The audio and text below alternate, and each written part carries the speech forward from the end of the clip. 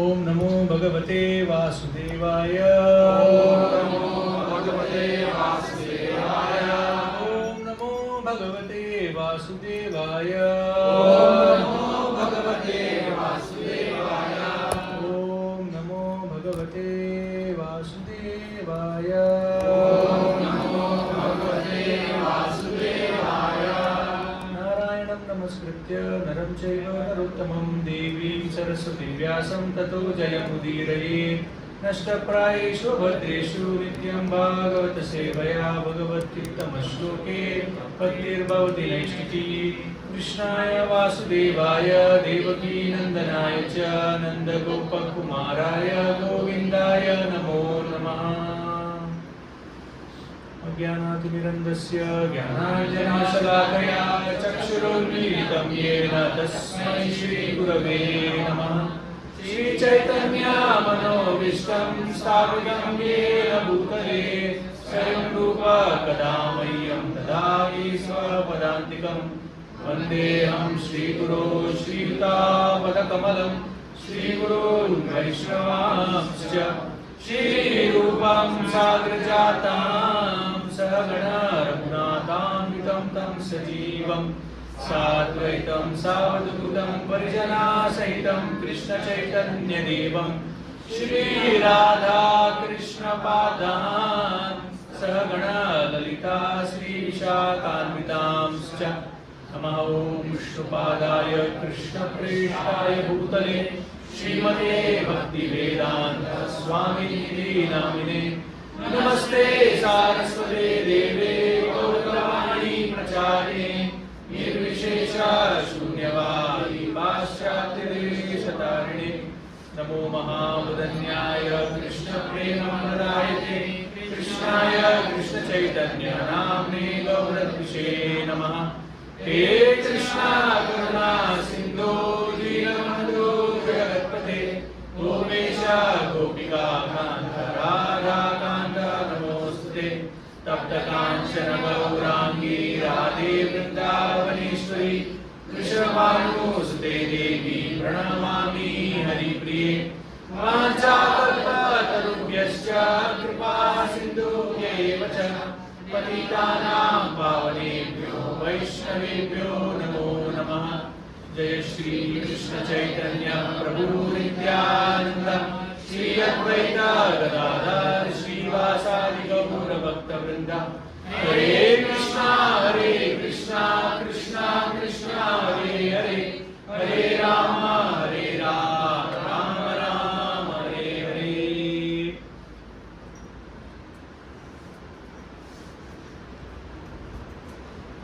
Hare Krishna. So welcome everyone to Sunday morning Srimad Bhagavatam class. Seek prayers and blessings of all the devotees assembled so they can speak something for the glorification of the Lord and purification of my own filthy heart. So many times devotees ask, people ask actually, why do you have so many prayers? Jai Radha Madhav ho gaya, uske baad you have the three Bhagavatam shlokas. Before we start Bhagavatam class, generally we have those three. Narayanam Namaskritya Naram Chaiva Narottamam. And then we have Om Ajnanaatimirandasya. In that also devotees add some more shlokas. The Radha Gopinath prayer and the Radha Madan Mohan prayers. And then finally we start with the class. In that also, generally in ISKCON temples, Bhagavatam shlokas are recited 3 times. By the speaker, then from the author side 3 times prabhujis, 3 times matajis. So people ask, why so many rituals ISKCON temples have?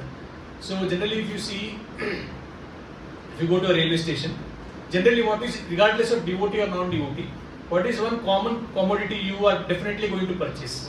Water bottle. So if you tell a person, एक बोतल पानी देना, and if he gives you only bottle, what will you tell? Bottle, you told bottle, but what he gave you? Only bottle. No, you told bottle, but you meant water bottle, with the water. So the plastic bottle is like the structure. The water inside is the substance. What are you paying for? Substance. For from. Acha, how many of you like definitely need Hindi? Okay, two Matajis are there. So let us try to have today's class in English. Hindi plus English as much as possible. Let's see if we can juggle the two. तो हम देते हैं पानी के लिए पैसा, वो बोतल भी साथ में देता है. तो there is bottle and there is water. So bottle is the structure, water is the substance which actually we need. So similarly rituals we have, and then we have the main. Many people tell किसी the point पे आओ ना, you start speaking directly. Like if you have go to some programs, they on the stage someone is standing, directly they take the mic and start speaking. So people say don't waste time, especially today's world because of YouTube and everything. People fast forward. So the same habit people have in the class also. Fast forward कीजिए जल्दी, and that's why many devotees they feel that, what time is the class? 8 o'clock. Okay, I'll be just sharp at 8:20. After all the prayers, everything is over. I'll come straight for the main substance of the class. But जो ये प्रार्थना वगैरह, these rituals are important because they are like the substance, the structure. Without the structure, basically we are actually praying to Krishna, give us the strength to understand and apply what we are going to hear after these prayers.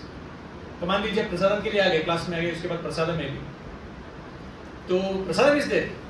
But have we ever told you that we are giving you plates also? So we can say that, right? Sir बैठ जाइए प्रसादम के लिए, अभी प्रसादम सर्व होगा. मुझे plate क्यों? हमने कभी नहीं बोला प्लेट देंगे. So imagine coming to morning Bhagavatam class with a plate, steel plate. Right. So similarly, so without plate you can't eat. We cannot serve you on the ground. Right. So we need structure also, we need substance also. So the rituals are there, they actually prepares our consciousness for what we are about to receive. Otherwise, we may start take things for granted. Because especially in bhakti, in other yoga systems, in ध्यान योग हो गया या फिर अष्टांग योग हो गया, उस सब में अपनी परिक्रमा का सबसे बहुत महत्व है. On my own strength, I will go towards Krishna or approach the Supreme. इसलिए प्रभुपाद बोलते थे कि if you see the monkey's baby and जो बिल्ली होता है उसका बच्चा, if you have to go from point A to point B, how does the monkey carry along with the baby? Monkey is going, the monkey baby has to hold the mother. अगर गिर गया, that is responsibility of the monkey's baby. माँ की झापड़ भी दी. But at the same time, अगर जो बिल्ली है उसको एक जगह से दूसरे जगह जाना है, तो वो क्या करती है? मुंह में लेके जाते हैं. So whose responsibility is it? Mother's responsibility. So अष्टांग योगा, कर्म योगा हो गया, फिर ध्यान yoga, all these yogas, we are like monkeys holding on to the Supreme Lord. So depending upon our strength, we can progress. But bhakti yoga is one process where the cat is holding the kitten. That's why we need the importance of rituals. Okay. So we already have been discussing about Queen Kunti's prayers. So before we go to the main the verses which we have long list of verses today. Shri, what time is the class ending? 9:30. A good time. So giving class is something which especially the most easiest service in ISKCON. So make a person after understanding some amount of classes, right, it's very difficult not to come down of Vyasasana. It's very easy to sit and go on speaking the classes. But actual preaching starts off the Vyasasana. After coming down of the Vyasasana, how we lead our life, that's actually what matters. So Srimad Bhagavatam, it's an interesting book in itself because generally it completely shatters our preconceived notion of who is a bhakta or what is bhakti. So whenever we hear of a sadhu, which image generally comes to our mind? क्या हमारे मन में आता है? साधु मतलब क्या? What image? Saffron, okay. Secluded place, danda, saffron danda. Dadi hai. Long beard is there. So these are all conceptions which we have watched in our TV. Or in maybe you have seen some sannyasis. So male, then saffron. अच्छा, उसमें भी either he is a brahmana, the shaven-headed, very thin, lot of shlokas, or he is a sannyasi. So you see, वर्ण में सबसे best कौन सा है? हाँ, ब्राह्मण. आश्रम में सबसे best कौन सा है? सन्यासी. So भक्त मतलब either brahman or sannyasi, and again Mataji's don't take sannyas, so male. So many times people have this conception that Vedic system, Jagannath बलि सुभद्रा महारानी की, भगवान की, पविताय की. So many times people have this conception Vedic system is backward. It doesn't value women. It doesn't empower women. So here if you see, Srimad Bhagavatam shatters all those conceptions. So Srimad Bhagavatam, if you see the flow of Bhagavatam until this particular chapter number 8, first 3 chapters are setting the scene, introduction. Vyasdev is there, and then we have Narada Muni. So that is a typical understanding. Sage is there, he is a male person, and then his guru is also a sannyasi, which is a Narada Muni. Next pastime, what is the next pastime after Vyasdev is instructed by Narada Muni? What is the first pastime of Srimad Bhagavatam? Boy Narada. So Narada Muni, when he was a small boy, it's born in a Brahmin family? No. He was a Dasi Putra, and the mother didn't even know who the father was. So basically, it is like the Shudra kind of a upbringing.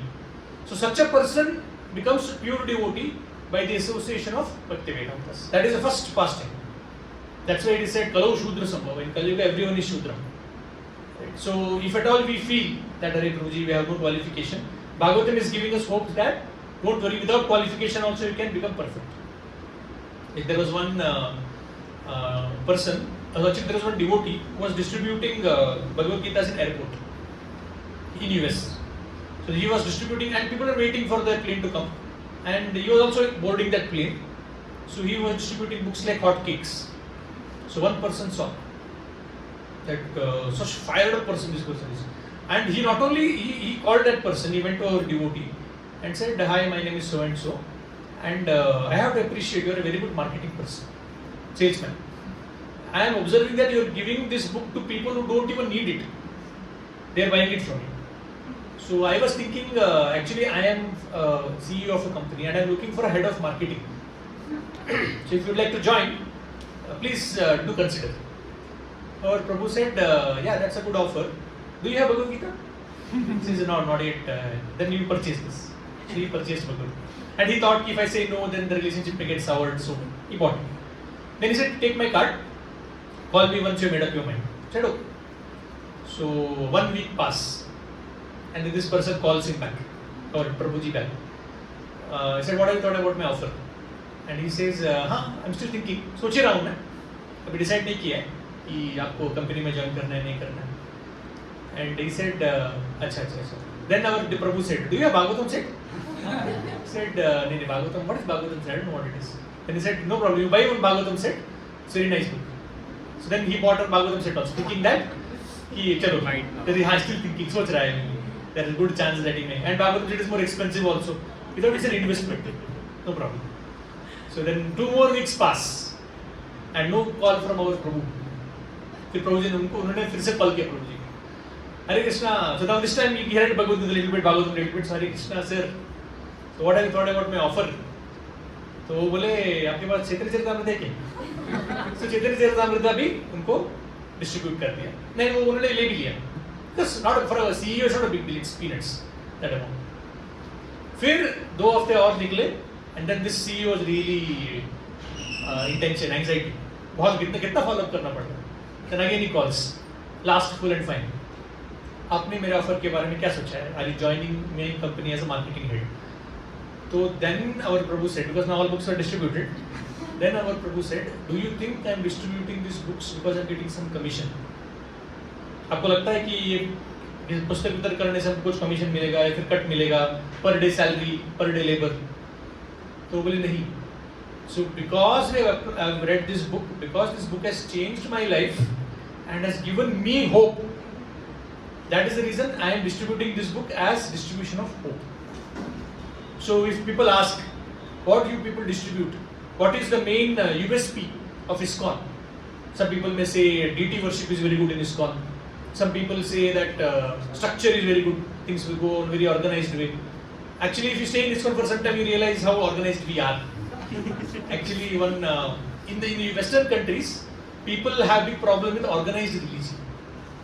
क्योंकि वहाँ पे इतने सारे fraud हो चुके हैं. अच्छा, the churches have done some fraud and some other organizations have made some fraud. People now, right now, in the American and Western countries, people don't like organized religion. They prefer personalized religion. So which means one person is there, he practiced spirituality and he wrote his book, his experiences. People like to hear him more than go to a big temple and get inspired by the temple and then practice Krishna consciousness. So one of our devotees was preaching in Rishikesh. Rishikesh today has become like the world capital of yoga because of the World Yoga Day and everything. So a lot of Westerners come there for learning yoga and everything. So one of our devotees was giving class. So after the class, one question. Sir, is ISKCON an organized religion? So Prabhu said, actually, if you stay for some time, you'll realize you are not that organized in this one. Of course, he didn't directly answer the question, but he roundabout way. So some people may say USP of ISKCON is. Recently, I called a friend, a colleague of mine from another company. So he was saying that I'm going to. He's in Pune. I'm going to ISKCON, going to ISKCON now and then. But it's an amazing organization. The structure, everything happens so systematically. Some people feel the structure and organization is USP of ISKCON. Some people feel the deities are amazing, deity worship. Apparently, there is one magazine which wrote also. The number one export of India right now, all over the world, is Hare Krishna. Because all nook and corner of the world, there is an ISKCON temple. So some people may feel USP of ISKCON is prasad, food for life. So all that is there, but through that, actually, we are giving hope to the people. Hope that there is still hope for us. Things are not dull and gloomy. Because if you open newspaper, if you open the YouTube, social media, everywhere there is negativity, there is fear that the world is going to end, AI is going to take over, Corona came, the world is going. So there is every 2-3 years there is someone who comes and says world is going to end. Right? Because the problems in this world are so much. So that's why Bhagavatam is actually trying to give hope. So first canto, first chapter is boy Narada. He is not born in a Brahmin family, he is an ordinary Dasiputra, he becomes pure devotee. Acha. Then what is the next pastime of Srimad Bhagavatam? People may feel that spiritual people means no difference in opinion. If there is a devotee community, there will be no problems, no fights. But Bhagavatam says no, there will be fights. That is the first chapter after the Narada Muni pastime, that is son of Drona punished, Ashwatthama. So Ashwatthama is fought by Arjuna, and after उनको पकड़ने के बाद अभी उनका करना क्या है? मार दिया जाए, छोड़ दिया जाए. So द्रौपदी and युधिष्ठिर महाराज वो बोल रहे हैं कि नहीं, ये हमारे गुरु के बेटे हैं, इनको छोड़ देना चाहिए. Already, and on top of that, his mother, now Drona is dead, so he is the single son. So I don't want Dronacharya's wife to go through what I am going through, Draupadi's. So Draupadi's all 5 children were killed. So that is Yudhishthira Maharaj and Draupadi. On the other hand, we have Bhima. He says, what are you talking about? Finish him off. See, even within Bhima and Yudhishthir, although they both are Kshatriyas, Yudhishthira Maharaj is more like Brahman Kshatriya. Like he is more righteous, more forgiving. And Bhima is Kshatriya squared. He is like ready for action. He is waiting for action. So Bhima is saying, kill him. Krishna is also on Bhima's side. But Krishna is not telling Arjuna what to do. So many times people say, Hare Krishna was fortunate. 5,000 years back, he would directly ask, Arjuna was fortunate. 5,000 years back, he would directly ask Krishna, like ChatGPT, kya karna hai? And Krishna, I don't want to fight. Krishna says, fight. I'll fight, no problem. But now, today, prabhuji, we don't have any such guidance. Only Bhagavad Gita is there, and there are so many instructions. How to know what actions to do? So even if you see, even at that time, after Bhagavad Gita was spoken, Kurukshetra war happened, when Ashwatthama pastime comes, Krishna is silent. In one sense, Krishna is training Arjuna, very soon I am going to depart. After that, you should know how to take decisions. So he is silent. And then what Arjuna does? Arjuna goes for a technicality. What is the technicality? Sambhavitasya chakirtir maranal trichyate. If a Kshatriya is insulted, that insult is worse than death for him. So what he does? He shaves the head of Ashwatthama, he removes that money from his head, insults him and just throws him away. So Yudhishthir and Draupadi are happy because, okay, whatever it is, he's alive, right, at least. Insulted but alive. And Bhima and Krishna also are happy because we have insulted him, so it is worse than death for such a person. So killed and not killed at the same time. So here is a situation where there will be conflicts among devotees also. There will be situations where two devotees will have difference in opinion. That, after that pastime comes the 8th chapter. So first prayers, so Bhagavatam is filled with prayers, Dhritarashtra prayers and Brahmaji's prayers, Indra's prayers. But the first prayer that comes in Bhagavatam is ladies first. Queen Kunti. Right. So if someone says, your ISKCON is misogynistic, we believe in feminism, what feminism are you talking about? Bhagavatam begins with the prayers of Queen Kunti. Right. And many times people say that if suppose there is a woman, but she is married and she is widowed, there is this concept that widowed women are not to be taken to big functions. They are not given that status as normal women. But here Kunti is also widowed, right? But she is given the highest honor. The Bhagavatam prayers begins with her. She is directly offering prayers to Lord Krishna. So with that background, before you proceed, if you go ahead in Bhagavatam, you will find many such conceptions broken. Right? Can a child practice Krishna consciousness? Any examples? Guru Maharaj. Achha, what if my father is a don? Can I practice Krishna consciousness? Prahlad Maharaj. And similarly, animals can practice Krishna consciousness. Who? Gajendra. Then we have Jatayu. Then we have Hanuman. And can demons? Okay, one is your father is a don. You are a don. Can you practice Krishna consciousness? Vritrasur. Born in a devotee family, demons family, even body. At least see, Prahlad Maharaj is born in a demoniac family, but at least he had a human features.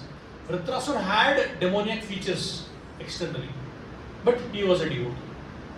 Right. So whatever conceptions we have, when can and cannot we practice Krishna consciousness, that is broken by Bhagavatam.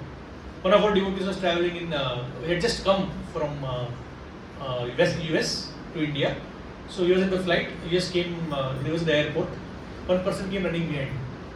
And Swamiji, rukiye, old man. Swamiji, rukiye, stop him.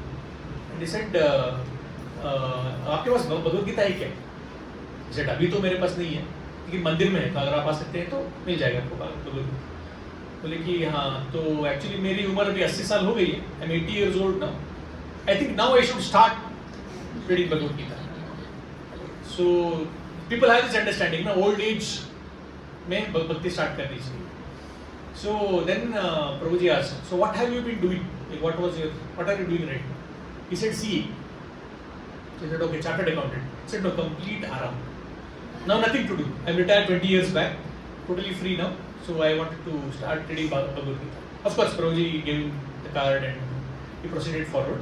So many times people feel that old age we need to practice, but all such conceptions, actually Bhagavatam is shattering. You can start practicing bhakti at any stage, from any point.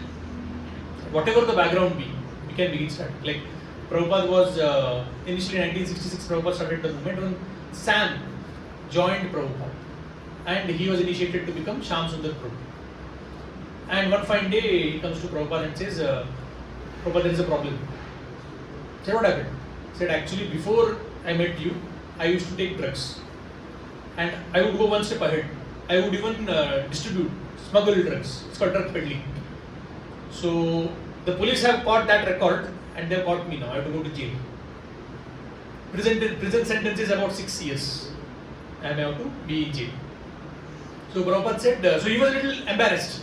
Arey Swamiji directly from Vrindavan is such a pure person and I have accepted Diksha from him and now I have to go to jail. So Prabhupada asked, so why exactly they are taking you to jail? He said, because of drugs. So Prabhupada said, even I was selling drugs. I had a Prayag pharmacy. So if you see many times the pharmacy is also called as drugs. Right? Then Prabhupada said, so because of that I have to go to jail, he said. Prabhupada said, no problem. Krishna also was born in jail. So no need to be so demotivated, so dejected. You stay in the jail, chant Hare Krishna. They will give you very soon. 6 months is what he spent. So 6 months he spent there in jail. After which he came to London and did preaching there. After which he came to India. So 1972. So 1967 he was there. And then 2-3 years in London, and then he came here in 1970s in India, and there they made the Pandal program. From in that Pandal program, many people, 20,000 people who attended that, of which there were 2 important devotees who picked up and became serious. They were His Holiness Radhanath Swami Maharaj and His Holiness Lokanath Swami Maharaj. So many of the devotees today, we are there in this movement because imagine if he was there in that jail for 6 years. Then we don't know what kind of chain of events should have happened. Right? So similarly, and whatever our background be, whatever our condition be, we will be able to, we do have the hope of practicing Krishna consciousness. So we will start with our first verse today. The class starts now. Okay. Kechit ahur ajam jatam punya shlokasya kirtaye यदो प्रियस्या न यदो प्रियस्या न वन्द्ये मलस्येव चन्दनम्. Some say that the unborn is born for the glorification of pious kings, and others say that he is born to please King Yadu, one of the dearest devotees. You appear in this family as sandalwood appears in the Malaya hills. So this whole discussion right now what is happening is with respect to why the Supreme Lord has come to this world. See, when it comes to God, there are two extreme conceptions. One conception says that God is so great that he can never have any human attributes at all. He cannot have hands, legs, he cannot have pastimes, he cannot get angry. That is one extreme of conception of God. Generally, Abrahamic religions like Islam, Christianity, Judaism, they have this concept. Like once Krishna Prabhu started this value education competition, where you have a small booklet with all the important questions, inspiring stories for children, and then there are question answers. If you want to answer the questions, you need to go to Bhagavad Gita as it is and then refer certain purports. So in that, there was one section where he wanted to mention multiple gods. So he mentioned Jesus, he put Krishna's photo. Now what do you put for Islam? So he thought, okay, Allah, there is no conception, physical conception of Allah. So he went to internet and he saw that there is some photo of Muhammad, because Muhammad was a person. Put Muhammad's photo. And then we printed it in mass and then we were distributing it, and then one particular school, one teacher became angry. What have you done? And what happened? Prabhuji went to that teacher to speak and said, how can you put Muhammad's photo in the... Muhammad, in Islam, they consider Muhammad also as God. Because of which you can't even depict Muhammad as a human being. But उनको भी पैगंबर मोहम्मद को भी आप इंसान की तरह नहीं दिखा सकते. That is one conception of God. God is so great, God is so divine that there is no humanity in God. You can actually. That's the reason many times in Islam and in Christianity they made the messenger of God as God. So Jesus has become God for them. Similarly, we have Muhammad was been made into God. Another extreme is making God so human that we reduce divine qualities. That example for that is Sahajiaism, where we treat Krishna as either artificially we treat Krishna as my friend or Krishna as my lover. That is one extreme. Some people say that Krishna was actually a very intelligent politician, very smart politician, definitely extraordinary, but nothing more than that. We don't have to worship Krishna as God or something like that. He was a very good politician. We have Socrates, we have Chanakya, we have Krishna. That is another exception. So, in between the two conception is he is divine also, at the same time he has human attributes as well. So he appears in his own internal potency, re-establishing the principles of religion and to protect the pious and annihilate the impious. Which verse is this? This is from purport, by the way. Paritranaya sadhuna vinashaya dushkrita. So trees can grow anywhere and everywhere, but because sandalwood grows in mostly in Malaya hills, it is called as sandalwood and Malaya. They have a very strong combination. So similarly, many people ask this question: why, if spirituality is for everyone, if Krishna says Aham Bija Pradapita, I am the seed giving father of the entire creation, then why are all these incarnations born in India only? Ram was born in India, Narsimdev. Now Narsimdev, there are two conceptions. One is in Ahubalam, another is in Peshawar. In Pakistan there is a place. So that is there. Krishna was born in Mathura. Buddha also in that area only, right near Nepal, which is Gaya part. So why are all conceptions born in India only? Why not in other parts of the world? What is the answer? If somebody asks, yes, bro. At that time, the whole world was India. One thing is at that time the whole world was India. Then why not be born in another part of India, like European India? People were more pious. So here this is the understanding. See, suppose you want to go to, say, from here to Delhi, and there are some people, you have say 5 relatives staying there in Delhi. Out of these 5 relatives, 4 relatives you have a problem, property dispute, या फिर शादी में नहीं बुलाया, शादी में बुलाया लेकिन खातिरदारी अच्छे से नहीं किया, whatever it is, फूफा जी, मामा जी, whatever it is.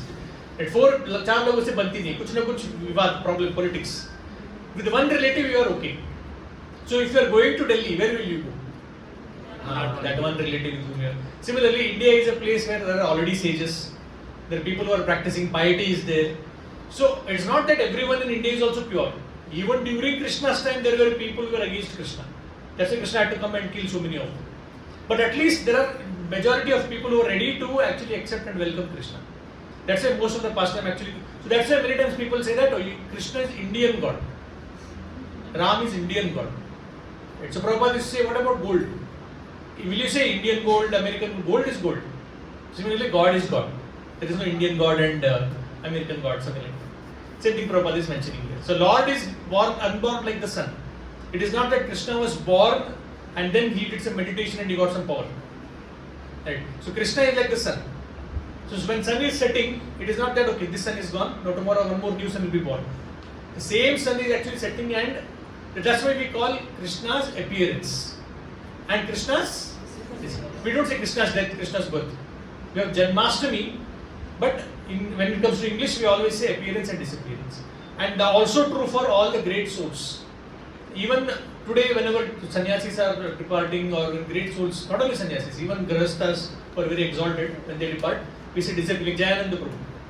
Maybe some other time we can discuss in depth about Jayananda Prabhu's pastimes. One of the very great devotees, not 500 years back, not 5,000 years back, 50 years back.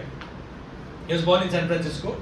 He was a civil engineer, and in Prabhupada's crowd, in the class crowd, most people were hippies.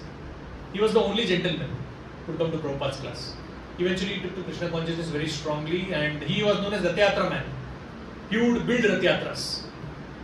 And one fine time, and he would build it like from scratch, not give contract, because ISKCON didn't have money that time.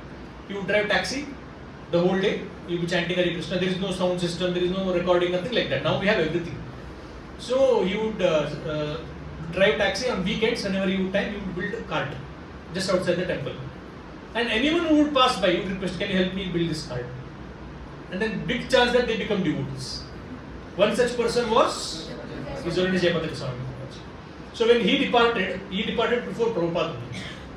So Prabhupada said that this is such a great soul, his departure should be celebrated, and every Rath Yatra that happens all over the world within ISKCON, his photo will be there on the Rath. He's the Rath Yatra man. That's why we call appearance and disappearance. Okay. Next. Apare Vasudevasya Devakyam Yachito Bhyagat Ajastvam Asya Kshemaya Vadhaya Cha Suram Dvisham. Others say that since both Vasudeva and Devaki prayed for you, you have taken your birth as their son. Undoubtedly you are unborn, yet you take your birth for their welfare and to kill those who are envious of the demigods. So this is another reason. So what Kunti Maharani is telling here, you are actually not an ordinary human being. So then why have you born? If you are God, why have you come? So one reason she gives is this. Right, for the glorification of pious kings and saving for the pleasure of Yadu. Second reason she gives is for the pleasure of Devaki and Vasudeva. Because they prayed for you, they did tapasya for your birth, and that's why you have come. Right. So similarly, like I was hearing one lecture in which the speaker, prabhuji, was saying that although if you see birth of Krishna is very similar to our Krishna being born in our heart, that's the reason we are doing sadhana and everything. And many times you may feel that after a certain point in time, the chanting may become difficult. So early stages chanting is difficult because it is something new. But the same with the excitement is there. They have target also. 2 rounds, okay. 2 rounds now, 4 rounds next month, 8 rounds next month, and then finally one day. So you have a number, you have a target to achieve. And in ISKCON nothing is ambiguous. Everything is crystal clear. How many regulative principles? How many rounds chanting? Minimum, not maximum. Right. How many regulative principles of devotional service? 64 devotional regulative principles are there. How many samskaras? 16. Shodasha samskaras. This is not with respect to ISKCON, in general, Vedic custom. How many stages while going before we become pure devotees? 9 stages. Navavida Bhakti. Right. And how many limbs of devotional service? 9 limbs of devotional service. What are the 5 powerful limbs of devotional service? Sadhu Sangha Nam Kirtan Bhagavad Shravan Matrava Shri Murtira Shraddhaya Seva. Deity worship, association of devotees, chanting of the holy names, staying in the holy dham, and Bhagavatam, hearing Srimad Bhagavatam. So everything is crystal clear.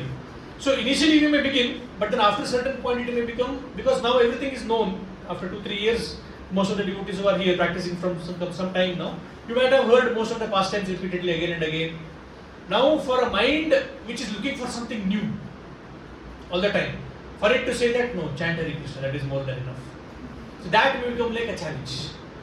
Right? So one devotee was telling me, so he had gone for one yatra. Whole day was an amazing yatra. So night they were about to go to sleep. So our devotee had a roommate. He was like practicing for 3-4 years. So he was really angry, upset. Our Prabhu was like, what happened? We had such a wonderful yatra, amazing class, kirtan, prasad. Why are you look upset? He said, yes, Prabhuji. It's 10 o'clock in the night. I have 10 rounds remaining. And I am thinking, who brought me to Krishna consciousness? I am not able to finish my rounds, complete my rounds. Right? So it may find difficult. But if you see what price Devaki and Vasudeva had to pay. First of all, in the previous 3 lives, they have been doing tapasya to get Krishna. In this life also, Krishna is coming in their life as a child. But for that, they have to stay in jail. Okay, let us see how many years they stayed in jail. So the moment they got married, immediately Kamsa put them in jail after the Akashvani came. So then 8 children were born. So how many years? 8 years. Okay. The last child was actually Durga Devi, who comes there, and then Kamsa gets her heart transformation, and then he says, sorry, ciao. Then next day he goes to the court, and then he says, we made a big mistake and everything. Vasudeva knew. A demon senses cannot be trusted. Today he will say one thing, tomorrow he will completely change his thought process. Then eventually he got to know that there is some Krishna that is doing some tandav in Vrindavan, which is not far from Mathura. And then Kamsa again says, these demigods have cheated me. So that Krishna is born then, the 8th child. So then what he does? Again he puts them in jail. At what age does Krishna remove Vasudeva and Devaki? 16 years. When he is, I think 16 or 11? 16. So let's assume that Krishna's presence was known to Kamsa when he was 5 years old. So 8 years in jail plus 11 years. Almost 19-20 years they had to remain in jail. So that Krishna, that is the price they had to pay for Krishna to be born. Right? So when you observe that, then our chanting 16 rounds doesn't seem that great of a price. Especially one of our devotees was challenged by one of the college students. Where has Krishna said in Bhagavad Gita, chant 16 rounds? Correct, logical. We say that follow parampara, Bhagavad Gita as it is. Where has Krishna said in Bhagavad Gita, chant 16 rounds? So Prabhu said that actually Bhagavad Gita says, Satatam kirtayanto mamitam chischatridavruta. 24 hours you should chant Hare Krishna. So this person was asking, now I don't come across, I read Bhagavatam. I never came across that Arjuna is telling in Krishna on the battlefield of Kurukshetra, Krishna, the 4 rounds are remaining. Take behind that trail, finish my rounds, and then we can continue our fights. There is no instance like that. So Prabhu said, Krishna says 24 hours you should chant, but because we cannot do it, Prabhupada has given, okay, chant 16 hours, 2 hours. Then he was like, Prabhupada ki jai. So that's why our spiritual practices may sometimes feel difficult, and it's natural. So that's the reason we come into the association of devotees. Because in the association of devotees, at any point in time, there will be one devotee who will be enthusiastic. So seeing him, we get enthusiasm, especially when we stay in bass and voice and everything. Because day in and day out, we are practicing, we are staying in voice, getting up in the morning, and then whole day we have job also, we have chanting also, services also. So then there are chances that we may become little exhausted, little frustrated. Right? But then when you see around you, there is at least one devotee who is fired up. Prabhuji, let's go and distribute books. Prabhuji, let's read Bhagavatam. He is reading for 4-5 hours. Seeing him, you feel, I also let me practice some Krishna consciousness. And it's not necessarily the same devotee will be there. Tomorrow he may be depressed. And some other devotee will be fired up. That's why it's better to come in the association of devotees. It is easier. Yes, next one. Bharavataranayanye Bhuvo Nava Ivo Dadau Sidantya Bhuri Bharena Jatoi Atma Bhuvartitaha. So 2 reasons. First is for the pleasure of pious kings and Yadu. दूसरा reason Devaki और वसुदेव की खुशी के लिए, उनको बचाने के लिए. तीसरा कारण, others say that the world being overburdened like a boat at sea is much aggrieved, and that Brahma, who is your son, prayed for you, and so you have appeared to diminish his troubles. So what actually makes the earth heavy? When the height of the building goes beyond 30th floor. No, because you are taking things from earth only, na? Building it. So earth has no problem whether you build 100, 200 buildings. So earth is not burdened by that. So then what it is burdened by? Sins of the, especially impious kings. And one is, see, individually a person may commit sin, that is one thing. But imagine a king, and he is not only sinful, he is making everyone sinful. That is the reason why Krishna told we need to remove Duryodhana. So the वनवास का last phase में 14 साल जो हुआ उनका, so during those 14 years Duryodhan knew that these guys will come back, ये लोग वापस आने वाले हैं. तो उनके जो मेरे पास 14 साल है, let me try to pamper the प्रजा, free water, क्या 2000 रुपए, electricity free 200 units, and if someone is graduated and he didn't get a job, if it is a degree then 2500 rupees per month, and if he's IIT, whatever, free bus transport for Matajis. So he gave such facilities. People were very happy. Yudhishthira Maharaj ने देखा सब लोग कितने अच्छे हैं, and he comes to Krishna and says, why should I go back? Why should we fight, have war? People are already happy. Krishna said, and he was happy to stay in forest only. So of the 5 Pandavas, Yudhishthira was very happy to stay in forest. Draupadi and Bhima were always in trouble. What kind of, he's supposed to be the king of the whole world. He's enjoying time in forest here because he's a Brahman Kshatriya. So then Krishna tells, Praja looks happy because the Praja has been pampered. So the problem with this is, why do we need to remove Duryodhan? So imagine if a person commits crime in the 4 walls of his house. Okay, that is bad. If a person commits crime in public में जाके किसी को चाकू डाल दिया, that is worse. Imagine a person goes to police station and there he commits crime. So he doesn't have fear of the law should be afraid of him. So similarly, Duryodhana, what did he do? He tried to disrobe Draupadi, not in his house, not in public, in parliament. Right. So if the king is like this, tomorrow Praja will say, Raja did that, let me disrobe my wife, neighbor's wife. Yes, he'll have all justification to do that. That's the reason even Ram said that it is not about the one Dhobi is saying or this person is saying or that person is saying. So if I, despite such rumors, if I keep my wife, then tomorrow Praja also will not be able to follow things properly. For that reason, for the sake of that, we'll discuss about that ahead. So similarly here, whenever the world is overburdened by lies and by sins, so Bhumi takes the shape of a cow and goes to Brahma. And Brahma actually gives the message to Krishna. So that's why even within the universal level there is a hierarchy. It is not that demigods can directly go to Krishna. So that is the understanding here. This is the image which shows how Brahma actually comes to.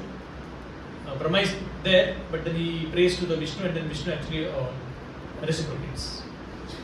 Bhavesmin Krishyamānānām Avidya Kama Karmabhi Shavanas Smaranarhani Karishyan iti kechana.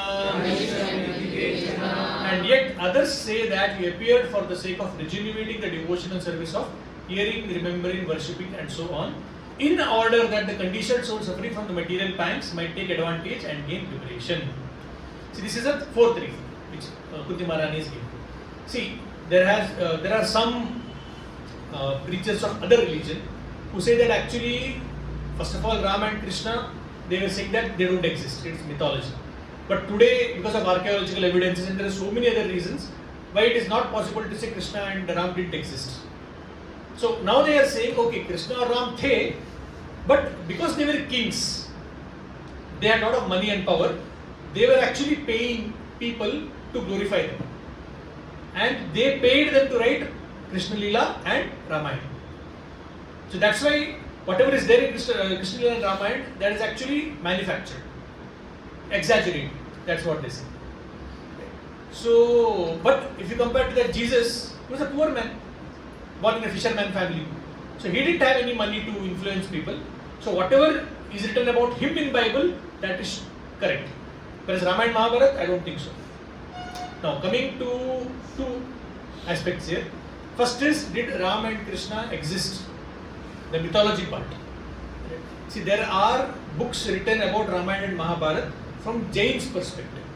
So if you see Buddhists and Jains, they are against Vedas, especially Buddhists. So they have written books in which, and there are many retellings of Ramayana from their perspective also. Initially they said that maybe Ram and Krishna doesn't exist, but when they realized that it is not possible to dissuade the public, they have their own understanding of Ramayana. It's called Jaina Ramayana, where Lord Ram, when he goes to forest, he doesn't, he meets Jains sadhus there, and he practices Jainism. And then Sita is kidnapped, and then he kills Ravan, and they come back. And once Sita goes back into the earth, again Ram goes back to forest and practices Jainism. So there is an agenda here. They want to push Jainism and they want to take the name of Ram. It's okay, at least they are chanting Ram's name in the process. So, but there are places, there are books, texts in Buddhism which actually decry the activities of Lord Ram and Krishna more than even the atheists today. So rather than we glorifying Krishna and Ram, they talking about us proves that Ram and Krishna existed. Now talking about whether the activities are paid PR promotion, today nowadays we have Instagram PR promotion. So is that also Ramayana and Mahabharata like that? If it is so, if Ramayana and Mahabharata is a paid PR promotion, why will Ramayana and Mahabharata, especially Krishna Lila, contain pastimes which show Ram and Krishna in bad light, in controversial light? Why should Ramayana contain Vali's killing by Rama in an unfair way? Why should Ramayana contain pastime where Ram is shown to be unfair to Mother Sita? Ram would admit it. If Ram at all was like that, he would say, "Nikal, Nikal. Yeah, I'm great. That's it. Like we do that during appraisal. When our appraisal comes in, we have to fill the form. I'm awesome. And the boss is not that great also. So similarly, you could have told, I am awesome, lick those colors. So similarly, Krishna Lila also, my God, people have, first of all, people have problem with Ram, but more or less they are able to accept. He can Vali killing and Krishna, though people are wild. People go mad with Krishna.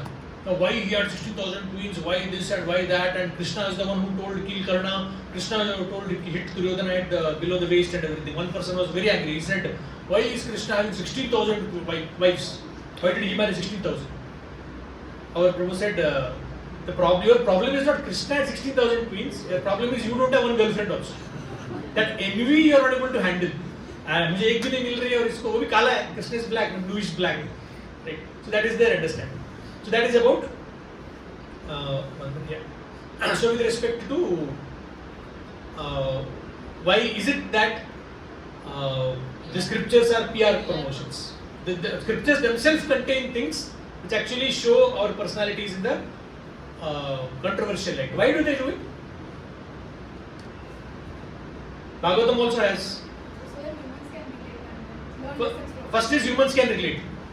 Yeah. Second is that humans can question the character of Krishna, and that's what Parikshit Maharaj does in the 6th canto. Parikshit Maharaj says that looks like Krishna and Vishnu, they are all partial to devotees. They don't like demigods or demons so much. Imagine you are raising question on someone's character, and what Sukadeva Goswami says, Bhagya, you are questioning. He says, thank you very much for questioning the character of Krishna, because the more you question the character of Krishna, the more you will eventually, as you discuss, you will realize how impartial he is. And so that's the reason why these pastimes are kept. And similarly, like when Parikshit Maharaj was listening from Srimad Bhagavatam, from Sukadeva Goswami, 5 days have passed, no food, no water, 5 din ho chuke. And then Sukadeva Goswami wants to know, he is really like in a position to hear, or should I fast forward to execute which allow now? So then he says that Krishna Lila comes, 10th canto. So 9th canto climax, Sukadeva Goswami says that so then Krishna was born, and then one fine day Brahma came and kidnapped the friends of Krishna, and actually 1 year later, actually what happens is Aghasur pastime happens, and where the Aghasur is killed, and 1 year later the children go and tell their parents about the Aghasur pastime. It's going on. Parikshit Maharaj says, break. Wait. So if something happened today, why did the children wait 1 year to tell their parents? So what happened there 1 year? Brahma had kidnapped the Gopas. And so then Sukadeva Goswami understood that this person is not in a hurry. He is paying attention. He is not in a 2x speed moving. So similarly, it may appear that Krishna and Ram are partial or whatever. Those things are good there because people will start discussing about it. That is one thing. One more thing is many times actually if you see there is a question asked. If everyone is part and parcel of Krishna, then how do we explain the heinous activities performed by some people? Like if you see in the news today, someone is killing someone, and that too, like husband is killing wife is killing husband, father is killing son, and then like 50 years back, 70 years back, there was this concept of Holocaust, World War II had happened. An entire generation of Germans, as if they went mad. They were actually killing lakhs of people of another race, just because they belong to another race. That's it. So how do we explain? Many times people ask, like it's connected to this particular verse, that why the Lord is coming. So psychologists are trying to explain that some people are born like that. Some people are like that. Evilness is there innately within them. Some people are born like that. So how do we explain if that question is asked to us? Are some people born? Are like some people internally evil? Can they never be transformed? How does it work? Suppose someone asks you, how do you explain the activities of some psychopaths, sociopaths, serial killers? They don't get money for it. They just kill for the sake of like. They like killing people. Their senses are controlling them. Okay, their senses are controlled. But even we are not that sense controlled. How come they are such outliers? They want to kill people and take joy out of it. The association that they get. What kind of association they have? Okay, but then like people watch so many serial killing movies and gory movies. Not everyone becomes a serial killer. Okay, previous life samskars are there. Like what do you mean by samskaras? Impressions in the mind. So one devotee is saying, what is sanskar in Hindi? Impressions. In English, if you translate, it becomes our mind has some scars. Scars, right? When you have a scar on the glass, scar on the car, like that, our mind has some bad impressions, which actually push us to do bad things. We all have that.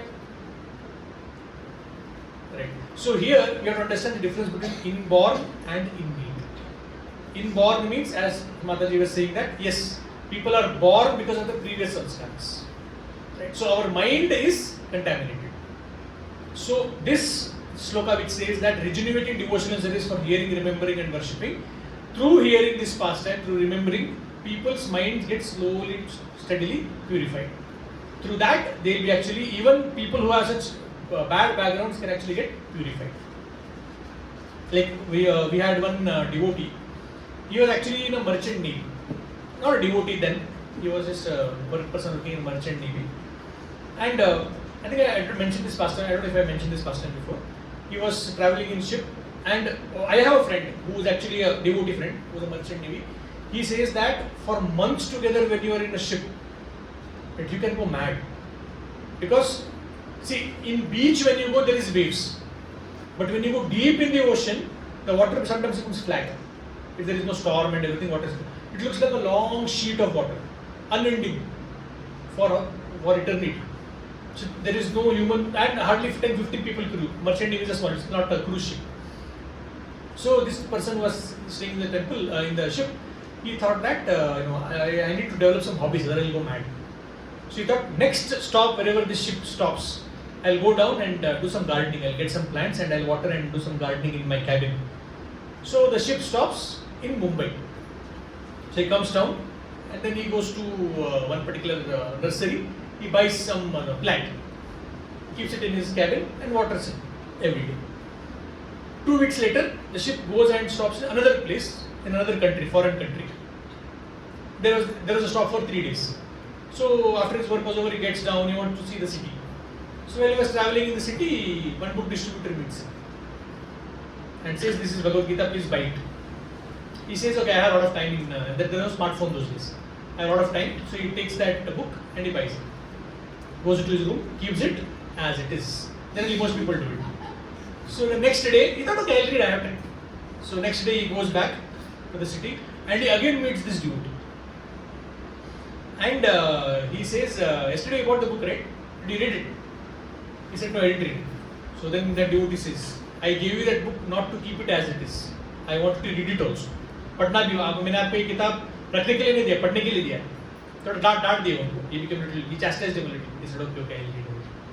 Then he went. Third day again he was going. Again he bumps into that Hare Krishna devotee in different part of the city.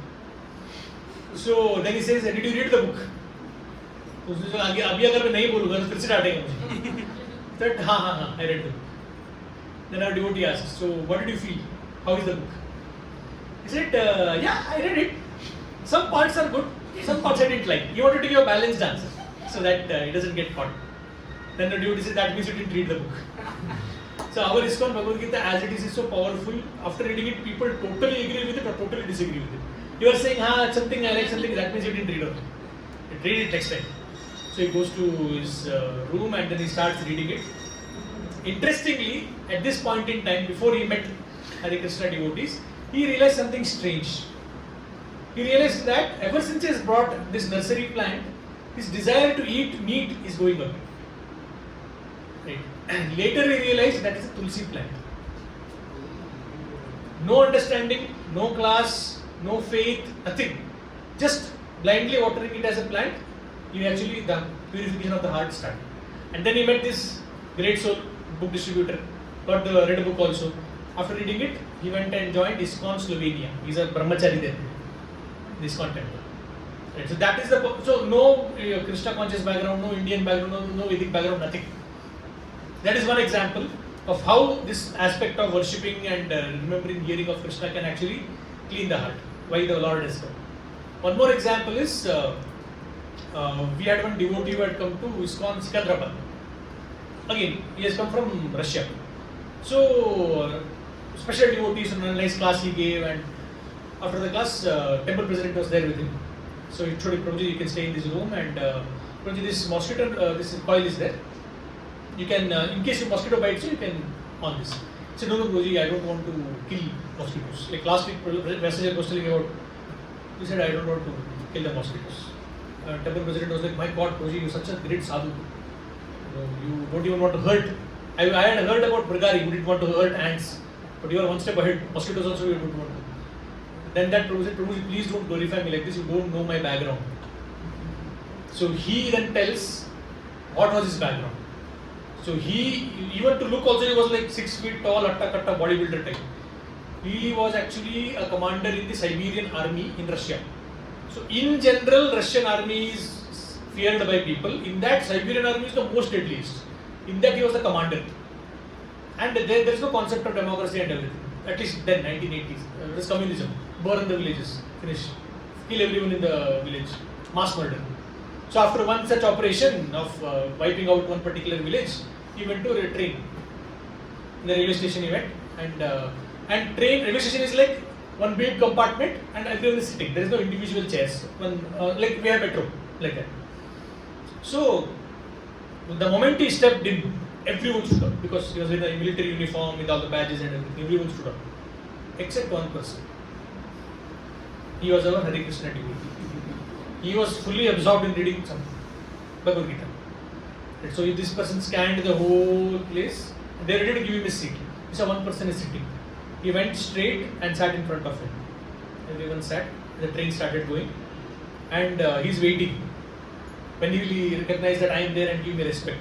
Our devotee was like completely absorbed in reading Bhagavad Gita. After waiting for 2-3 minutes, that person kept hand on his book. Right. Oh no, sorry. Before giving the hand, he was so angry, he kicked the book. He was holding the book like this, he kicked the book. The book flew in the air, hit the roof of the train and fell down. What our devotee did, took the book, started reading. He was so absorbed into it. I don't know which grade, so I wanted to dust off his lotus feet. I also want some absorption like that. So then this Siberian fellow, he was very curious. He kept a hand on his book and he asked the most dangerous question you can ask any ISKCON devotee. If you want your material life to remain intact, what are you reading? What is this? For 3 hours non-stop our devotee preached. This fellow missed his stops 10 steps behind. Right? And through that he became a Hare Krishna devotee. So see, from a place of wiping out villages to not even wanting to hurt an mosquito. That is the transformation which devotional service can have on people. Yeah. So here, Prabhupada writes in the purport, Dharmam tu sakshat bhagavat pranitam, which means, what is dharma? People may ask this, what is dharma? Some people say that I am from Sanatana Dharma or Hindu Dharma. But what Prabhupada is saying, dharma actually cannot be manufactured by human beings. Dharma is something which is spoken by the Lord. Similarly, Savai Pumsam Parodam, the highest duty, dharma that a human being can do is worshipping the Supreme Lord. So the illusioned living beings out of misunderstanding become servants of senses by material desires, and that is called awakening. Because he is more merciful to the suffering living beings than they can expect, he appears in the and regenerates devotional service. Now, this 2 weeks back we had the Gaur Purnima celebration, right? So Prabhuji might have told you that generally Lord Vishnu is called as Triyugi. He comes in Satyayuga, Tretayuga and Dwapara. Why doesn't he come in Kali Yuga? Why is it mentioned Triyugi? He comes as devotee Channa Avatar, but he still comes red Avatar, Channa Avatar. Why is it mentioned Triyugi? Isn't it confusing? People can tell, right, what is this Chaitanya Mahaprabhu? I know from scripture it is Triyugi. This is manufactured, some other god you have manufactured. Because if he comes to remove sins, kill the devils, then the entire population will be wiped. If he comes in a mood to kill, which he comes actually, Kalki Avatar, which is in the end of Kali Yuga, then nobody will survive. Isn't it? See, you can see God from 2 perspectives. One perspective is law enforcer, like police. See, there are some parts in some cities, like if you go to Chicago, there it is a big city, huge city in US, but it is also famous for underworld, dons and everything. And some portion of the crime rate is so high, even police doesn't go there. And one of our devotees went there and he lost his wallet, stolen or something. He came to police saying that someone stole my wallet. Police asked, where did you go? They said, this place. He said, why did you go there? Even we don't go there. So Kali Yuga is like that. Right? This becomes so pathetic that Krishna says there is no point in coming. People are in Treta Yuga only, I had to kill so many demons. Kali Yuga, everyone has a demon within them.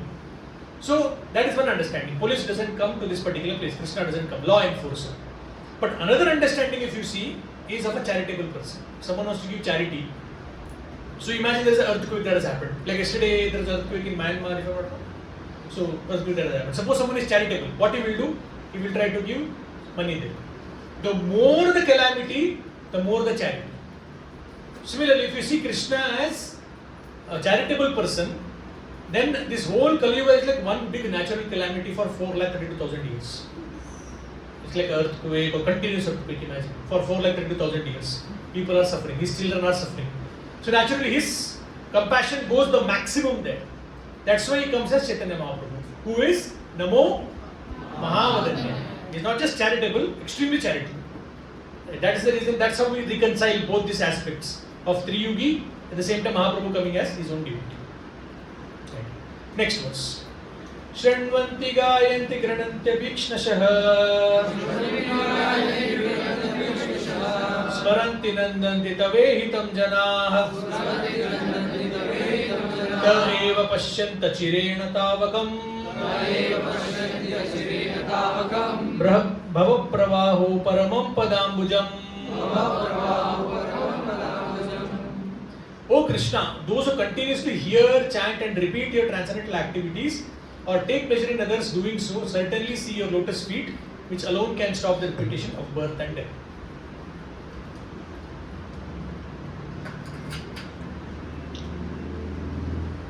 So one devotee, because I was hearing Prabhuji's class, so he was saying that how do we know that, what is the meaning of spiritual progress?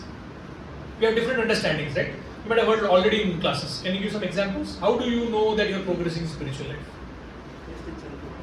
Taste in chanting comes, correct? You see God's hand in everything. Sorry? You see God's hand in everything. You start envisioning God's hand in all different aspects of your life. Any other? Yes, for sense gratification. Taste for sense gratification reduces. What is that verse? Paresha, Bhaktir Paresha Anubhava Viraktir Natracha. So, Bhaktir Para Isha Anubhava Viraktir Anyatracha. In Bhakti, when you experience para isha anubhava, then all pareshani goes away. Para isha anubhava when it happens, then pareshani. Para isha means, para means transcendental, isha means controller. When you have supreme controller's experience, then you go get rid of tastes. Anything else? Taking up more services. Yeah? Taking up Compassion. taking up more services. Taking up more services. You want to serve more. See, very simple way of understanding is, you might have heard this also. When you take to Krishna consciousness, the world is big for us, Krishna is small. If at all Krishna is there, is small. Like Chaitanya Charitabhatta had come here 2 months back, he was telling in one class that when he took to Krishna consciousness 30 years back, he went to his home and told his relatives about Krishna Bhakti and everything. So his uncle said that, yeah, I believe in God. He is there happy in his world and I am happy in my world. What is the need? So, world is big for us. The achievements of this world, the contributions of this world, the pleasures of this world is big. In that there is some Krishna also. But as we keep chanting and keep progressing, the world becomes small, Krishna becomes big. So what does it mean world becomes small? We leave our high paying job and then take a lower paying job. So that's what it means. Oh no, actually in the office we have our cabin, we lock it from inside, we chant Hare Krishna. Nobody is watching. What does it mean world becoming small and Krishna becoming big? Rethinking of Krishna in every aspect. Our thought process changes, our value system changes. Right, one of our devotees was saying that prabhuji, I came to temple. First time when initially I came, I forgot my DSLR camera in the temple, 80,000 rupees camera. I had kept it one place for paying obeisances and everything, and I went back straight. Next day I remembered, I forgot my camera. I came back to the temple, there it was. No one even touched it. Where I kept it, there only it was. So 2 weeks later, Prabhuji, I brought Mahaprasad. Some devotee gave me Mahaprasad, and I just kept it near the pillar to pay obeisances. I went back, it is gone. So this is the change in value system. Even some expensive thing is there, that's not mine. I don't know. But prasadam is there. Prapti matrena bhoktavyam. The moment you get it, finish it off. That is Chaitanya Charitamrita it is mentioned. So similarly, our value system changes. Which means what? Previously, when the world was big for us, all the dualities of this world would affect us. Arey, India won, India lost, Pakistan won. Break TV. my brother strongly follows cricket. So whenever he's upset, I understand. Okay, India will lose the match. It takes him 3 days to come out of that whole mood. That is one aspect. Similarly, Chandrayaan, we went to moon. Then we are as if we went to the moon. Sunita Williams came. Sunita came back from moon. Right? She is not Indian citizen also. She is there, but then we feel strong feeling that Sunita came from ISS space station. I hope you know this. Sunita Williams. She came back. So small ups and downs of this world also agitate us the most. So when Krishna becomes big, world becomes small. The dualities of this world will not affect us much. That brings us to the next question. See, Prabhuji, I understand Sukha Dukkha are a package. I don't want Dukkha, I want only Sukha. But that's not possible. So if the world's dualities go away, Dukkha goes away, that means Sukha also goes away. Then what is excitement in my life? How will I be excited in my life? Dukkha I don't want, I got it, fine. But if I say Dukkha bhi nahi chahiye, तो मैं भक्ति में मुझे खुशी कहाँ से मिलेगी? That खुशी comes from the excitement comes from this particular verse. Who continuously hear, chant, repeat your transcendental activities or take pleasure in others doing it. So, how many of you have heard about Danvir Maharaj? Danvir Goswami Maharaj. Okay. He doesn't come to India that often. So, his name is David Yates or something. So, 1906. Right now we are hearing about Israel-Hamas conflict. But this has been happening since 70 years, ever since Israel was formed in 1947. There have been multiple fights like that, 1962, 1978, 1988. So in 1988, there was one situation where Israel was fighting with the Hamas and America was supporting Israel. So America was forcefully drafting people into army. They just like you have your railway के बाहर होता है ना वो attendance list, किसका seat कौन सा है. Like that they'll put a list, you are forced to go and fight. So like that, our Danvir Maharaj, he had become a sannyasi, Hare Krishna monk. But Americans don't care. The government didn't care. You are 40, you are 30-year-old person, you are hatta katta, eligible for war, go, you are drafted. He went and told them, I have given up social structure only. I am a socially dead person. Social suicide, prabhuji was saying last week. They said, no, all that doesn't matter. Your hands and legs are there, you speak, you are an American person, your duty to country is first, go. So, Saffron Brahman Sannyasi, not a Brahman, he young though, he goes to Israel. There, he is taken to the commander. Commander's name is Bob. And commander says that, okay, new batch has come. Everyone is ready wearing the army uniform. Everyone is ready, one person is in saffron. He says, what is this? Military discipline, Baba, everyone should wear the same. If you cannot follow the commands, then what will you follow command on the battlefield? He said, then he said to everyone, and then he says, why are you not wearing uniform? He said, I am not wearing uniform. I represent a particular order, a sannyas order, and I am not going to change my clothes. You told me to come, I will come here. But I am not going to. You force me to bring here, you can't force me to change my clothes. So a lot of back and forth happened. Finally, Bob was like falling into despair. Baba, please, if you don't change, then other people also will not listen to my words. Right? Because they will say, what commander is this guy? He could not convince one of our soldiers. Then Damir Maharaj says, okay, I will change to military clothes under one condition. What is the condition? Every day, I need 6 hours for my spiritual practices, religious practices. So this clause is there in the US Constitution.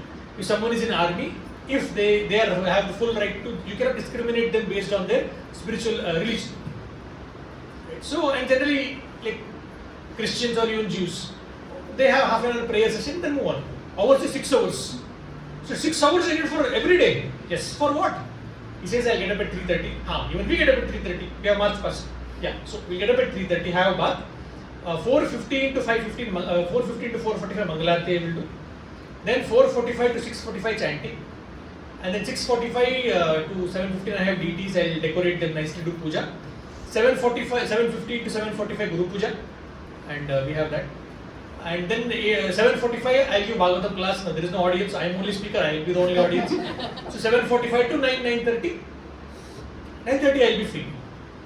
So he didn't have a choice. He said, okay, you will wear army uniform. I will wear. Then granted. So from that day, every morning, 3:30, everyone gets up. Maharaj also gets up. The other army guys also gets up. But what is the difference? After having bath, or Prabhu is wearing dhoti kurta or whatever, pant shirt only, but he is doing Mangalarti. So when the army guys, the remaining battalion, they are going for their march past exercise, they are saying this person is ringing bell. What is he doing? Mangalarti. They come back after 4 hours at 7:30. He is still ringing the bell. What is he doing? Guru Puja. 3 hours this guy has been ringing the bell. That's what their thought process was. Then they said, okay, fine, whatever. Then one day they had to train them in shooting. They have trained the people in ammunitions. So they were standing in line. They said, all of you take one gun. This is how you hold it. And then Maharaj, there was no point of shooting anyone. He said, okay, fine, I have to just aim and point. So then the Bob said, the commander said that when you shoot, so that's how you shoot and you kill the enemy. Any questions? So interestingly, during the whole talk on how to use the gun, our most distracted person was Maharaj. You're not paying attention to him only. You're looking here, there, and looking at his nails and chanting sometimes and everything. So the whole audience knew that this person is not listening. After the whole talk, when Bob said any questions, he raised his hand. And our entire audience was surprised. Actually, you have a question. You didn't even hear what he was saying. He said, okay, what is the question? So Damir Maharaj says, you are saying that this is how you should shoot and kill the enemy. Right? Yes. Okay. So when you kill the enemy, who are you killing? The body or the soul? So he went philosophical. Right. And Bob, the commander, and see, the whole crowd is asking. So he said, yeah, so the body is killed. Are you sure? Actually, no, the soul is killed. That's where the body is. Are you sure? Whatever, forget it. Class dismissed. So all of them goes and he asks, calls him and asks, who's dead? Body or soul? You know your spiritualist, you tell me. Then he gives him small Bhagavad Gita class there. Little bit, 15 minutes. That is it. So when all of this was happening, the news spread because something odd is happening here. So news spread, and a local priest, he got to know that something like this. Some of them went and complained. This commander of ours, he's discriminating. He's giving 6 hours to that guy to perform some rituals, and we are getting only half an hour to perform our Bible reading. So then the pastor comes. Bob was Christian, so he comes and says, "I heard this discrimination you are doing. You should give 6 hours to our boys also." So then Bob said, "Okay, I will give 6 hours, but what will you do for 6 hours?" See, this I gave him 6 hours. Every minute of that 6 hours is busy. I have no clue what he's doing. I don't understand anything what he's doing. Some mantras he's chanting, some shaking he's doing, jumping, dancing. Nothing. I have no clue, but he's busy. I have never seen him sleeping during that time or wasting time. So if I give 6 hours to your Christian boys, will they keep reading? Will they keep chanting or will they keep meditating on Jesus for 6 hours? Can you guarantee that? Then I will. So then the priest went back. When all of this was happening, one press reporter got to know that something like this is happening in the military camp. So she comes and she performs an interview. So she asks him, if enemies attack you, what will you do? If enemies shoot you, what you will do? He says, if I am attacked, I will chant Hare Krishna. That is the title of the front page of the next day's news. If attacked, I will chant Hare Krishna. Right. And that naturally, if it came, there's no social media, then no internet also. So then that news spread everywhere, and then finally that went to the top official in US. That there is something like this happening there. So then he flies down to Israel, and then he understands the situation, and he says, I think we should relieve this guy. He is not of this world. So some other world only. We relieve him. In the process, our Bob becomes 16th rounder Hare Krishna devotee. So here, why this whole example I gave you is about the excitement in the services. So when Prabhupada has asked, you're telling to chant Hare Krishna, what are you planning to achieve by chanting Hare Krishna? What Prabhupada says, what is the goal of chanting Hare Krishna? Chant more Hare Krishna. We are not using Hare Krishna as a ladder. Once you reach the top floor, you kick the ladder. Although many of us have that subconscious conception. एक बार कृष्ण भक्ति मिल गया, once I get Krishna Prem, then I'll hang it for life, for eternity. We'll definitely not say that, but our mind is always treating Krishna Prem as a goal and Krishna Bhakti chanting as a mean. But once we reach that stage, naturally our chanting also will improve. That example is with respect to our, let's see if it comes here. Okay, I will proceed here, then we'll come to that next. So Prabhupada says, Premanjana Charita Bhakti Vilochanika. Only when you see Krishna from the ointment of love in your eyes, you will be able to actually appreciate Krishna. Many times people say that, if God is in front of me, then I will be able to appreciate. But actually speaking, there were people during Krishna's time who could not appreciate Krishna. Example is Duryodhana. There are two pastimes. One is Krishna comes as peace messenger and says, please don't fight.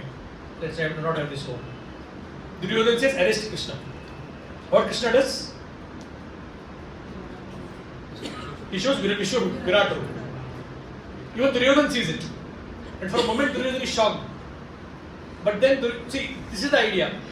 Duryodhana suddenly thinks that, oh, is this God really? Am I making a mistake here? And then he thinks, actually, Krishna was born in a village, Vrindavan. He had all free time. So he did some austerity and learned some magic tricks. He's showing magic now. I was born in a kingdom. I was a prince. From childhood I had so much responsibilities on my head. If I had given opportunity, I would also have learned the magic tricks and performed this. And he's an ordinary person. So he dismisses him. Second time it happens when Jayadratha is killed on the 13th day of Kurukshetra battle. So despite entire efforts of Duryodhana, and that day also I think 10-15 brothers of Duryodhana are killed by Bhima on the very same day. Jayadratha, despite being kept the last part of the army, so the idea of Arjuna said that tomorrow I will kill Jayadratha or I will enter into fire. Duryodhana thought, this is wonderful. I don't have to attack Arjuna. Keep Jayadratha as far as possible from Arjuna. Sun sets, Arjuna is dead. But still, then we know what happens. Krishna covers the sun using Sudarshan Chakra. So when that happens, again Duryodhana thinks, is Krishna God? am I messing with the wrong person? Bhishma used to keep telling him, Krishna is God, Krishna is God. Then suddenly he remembers, yesterday we killed Abhimanyu. Abhimanyu is whose son? Arjuna's son. Arjuna is whose devotee? Krishna. If Krishna was God, why would he let Abhimanyu die? Who's so dear to Arjuna? So hence proved. What? Krishna is not God. So like that, despite having proof, despite having Krishna in the front, there is possibility that we may not see Krishna. And similarly, we may not have Krishna physically present with us, still if we have love, we will be able to see. Like when Prabhupada went to one temple, that temple was very small, but they wanted to install deities. They installed Gaur-Nitai. And but they felt that we want to expand ourselves, as Prabhu was saying. We want to, as you progress in spiritual life, want to serve more. So they thought that let us try to install Jagannath Baladev Subhadra also. But then there is no space. So what they thought, let us make a revolving altar. Very cool. Let us make a revolving altar. So in the front Gaur-Nitai, you press a button, the altar revolves, and then you have Jagannath Baladev Subhadra in the front. So Prabhupada, they didn't ask Prabhupada, that's the problem. Then Prabhupada came, he saw Gaur-Nitai, paid obeisances, got up, Jagannath Baladev Subhadra. He said, what is this? Then they explained the whole thing. Prabhupada said, your intention is good, but you can't play with deities like statues. They are not statues, they are not dolls to be played with. Right? So Prabhupada treated deities personally. Prabhupada went and promised to Radha Rasvihari temple in one Jhopadi that please stay here, I will build a temple for you. And that's the ISKCON Juhu temple. Right? There are different transcendental activities of the Lord, each and every of them is competent to bestow. So here Prabhupada is basically saying, sometimes we may say that Krishna performs one type of activities with Arjuna as a Sakha. A different type of activities with Gopis. Gopiyon ke saath unka alag bhav. Yashoda and they have alag bhav. Sometimes we may say that, okay, Gopi ke saath bhav, that is best, that is better. Arjuna is like a friend, not that important. And Vatsalya is, once Krishna grows up, then he hardly spends time in. So we should not discriminate like that. Every pastime has the power to actually clean our heart. So we should not in our mind consider that this pastime is bad, that pastime is not good. Okay. Now coming to the last section, we'll go quickly now. In the next 5-10 minutes, we'll complete this class. Apyadyanastvam swakre krate hita prabho jihasasi surudonu jivinah esham na chanyad bhavat padambujat parayanam rajasa yojitamsam.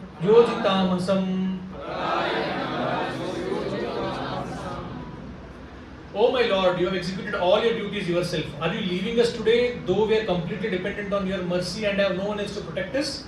Now, when all kings are at enmity with us. So sometimes you may see that Kunti is in trouble. That's why she's praying. Like 4 type of people who come to Krishna. Artho, Jigyasir, Arthartho, Jnani cha Bharat. First category is Artho, one who is in distress. But the difference between Artho and Kunti Maharani here is, for a person who is Artho, he will pray to Krishna, the problem is gone, Krishna is gone. Okay Krishna, thank you, bye. That is Artho. Here Kunti Maharani is saying, even if you see the 25th verse, Tashashwa Yatra Putra Jagat Guru, Bhavato Yaddanam Yasyat Na Punarbhava Darshanam. Let miseries and challenges, calamities come upon us again and again. So that through that we will remember you. So here Kunti Maharani is not like that ordinary Artho who is praying for Krishna and then when the problem is gone, she is telling bye bye Krishna. Seeing that, why are you leaving us now? Right. And then she is saying, we are completely dependent on you, please do not leave us. So Prabhupada is saying that in the material platform, if someone is dependent on someone else, right? Like say for example, you are living on charity, and that is considered to be a very low position, right? On someone else's charity, or किसी के भीख पे आप जी रहे हो. But Prabhupada is saying in the spiritual platform, fully dependent on the Krishna is the highest possible platform. Like there was one lady who was very like she was staying in one of the villages, and she was always chanting Krishna, Govinda, Rama, glories of Krishna. One person was there. He would say, "What is this lady? Budiya. हमेशा भगवान का नाम लेती रहती है." Unnecessarily she glorifies Krishna. She thought, "I'll teach her a lesson." So he goes and purchases vegetables and grains and everything and keeps out of her front door, rings the bell, and goes and hides behind a tree. So the lady opens the door. She sees groceries are there, vegetables, fruits, everything is there. And she says, "Oh Krishna, you are so glorious. You arranged everything for me. I was wondering I have to go and purchase." Suddenly the atheist comes out of the back tree. "What do you think? Krishna arranged, I bought it. Your Krishna didn't bring, I brought it." So what does that old lady say? "Krishna, you are so amazing. Not only you arranged all this, but you made atheist pay the bill also for all this. उसने खरीदा ना, उसके bill पे ये सब मिला है आपको." So we may sometimes feel that depending on Krishna means similar to depending on materialist or outside. But the reality is that the more we are able to depend on Krishna, the more actually it is a fortunate position for us. That's what Prabhupada is saying in the purport. Whole material world is moving in a false attempt to become the independent of the laws of nature. You might have heard this phrase, knowledge is power. Have you heard this? Knowledge is power. Although it is seen in a positive light, the context in which that knowledge is power was made by a philosopher who was actually meaning that you learn science and you learn science to control material nature. Right? Okay, there are rain coming. Okay, you build structures. Okay, now you don't get mango in rainy season, correct? Mango comes in summer season. You learn biotechnology, create mangoes in the rainy season. In winter season also you can get genetically modified food. That was his perspective. So that's what Prabhupada is saying. Whole material world is moving in the false pretense of becoming independent. Like Ravana. Highest achievement of perfect civilization is to work with the valor, at the same time depend completely on the Lord. So depending on the Lord doesn't mean we become parasites. Bhagwan sab dekh le. That's the conception which people have in the government offices. When will my file go to the next department? Jab Bhagwan ki ichha ho. And then you give a little bit Lakshmi to him. Bhagwan ki ichha ho gaya. Next. So that's not how it works. Prabhupada is saying here. They were completely dependent on the goodwill of Lord Krishna, but not parasites of the Lord. Next. केवयं नाम रूपाभ्याम यदुभिः सह पांडवः भवतो दर्शनं यर्हि ऋषिकाणां विवेशितुः. As the name and fame of a particular body is finished with the disappearance of the living spirit, similarly, if you do not look upon us, all our fame and activities, along with the Pandavas and Yadus, will end at once. The same thing is mentioned in the last verse of Bhagavad Gita. Yatra Yogeshwara Krishna, Tatra Pardadanurdara, Tatra Shri Vijayo Bhutit, Dhruvaniti Patir. So wherever there is Krishna and wherever there is Arjuna, there we have opulence, victory and morality. Sometimes people ask this question. I've heard that if I keep Krishna Arjuna photo in my home, fights will happen. More fights will happen. One devotee was asked, and so like Kurukshetra, if you keep the portrait, झगड़ा होगा. तो devotee asked, अभी झगड़ा नहीं हो रहा है क्या? अभी भी हो रहा है ना. तो रख ले, keep and see what happens. Things may change. Right? So many people have these conceptions. They hear from here, there, YouTube and everything, and that's what comes to this next part of Prabhupada purport. So Prabhupada is saying here, without you we are nothing. The Kunti Maharani is saying, borrowed plumes. Borrowed plumes means what? Say you have fancy dress competition, and in that fancy dress competition, one person is dressed as a peacock. So what is important for dressed as a peacock? Peacock feathers. So has he created the feathers? No, he has borrowed it from the peacock. They take it from peacock and they sell it and then he purchases it. Similarly, all the opulences, all the abilities and talents we have, they are actually borrowed from Krishna. Right? Next one. Niyamsho vishyate tatra yatedanim gadadaraha tvatpadair ankita bhati salakshana vilakshitaihi. O Gadadhara, Krishna, our kingdom is now being marked by the impressions of your feet, and therefore it appears beautiful. But when you leave, it will no longer be so. So here basically Kunti Maharani is saying that we are prosperous right now because you are there with us. Right? If you leave, then the prosperity also will go. Imejana pada इमे जनपदा स्वर्धा सुपक्वसुधै वीरुदः